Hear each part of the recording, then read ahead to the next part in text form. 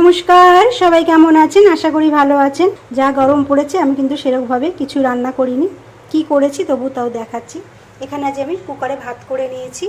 আচ্ছা, এখানে একটু কালকের দুটো তরকারি রয়েছে, দেখালাম না। এখানে রয়েছে, আমি খাবো এটা কালকের দুপুরের পান্তা ভাত। আমি জল ঢেলে ফ্রিজে রেখে দিয়েছিলাম।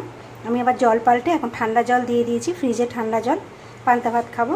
আচ্ছা, তার সঙ্গে আছে, এখানে আছে শুকনো লঙ্কা ভাজা, গন্ধরাজ লেবু কেটে নিয়েছি, পেঁয়াজ কেটে নিয়েছি। এখানে আছে এক পিস মাছ ভাজা, এখানে আছে এক পিস কাতলা মাছ ভাজা, আর এখানে আছে সরপুঁটি মাছ ভাজা।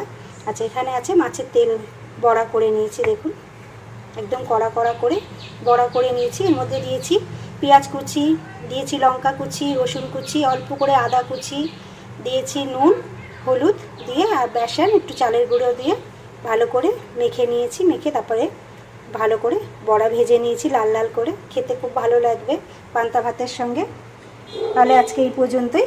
এখানে আছে পান্তা ভাত, আর এখানে সব ভাজা, মাছ ভাজা, মাছের তেলের বড়া ভাজা, এখানে কালকে একটু তরকারি, আর এখানে প্রেশার কুকারে গরম ভাত।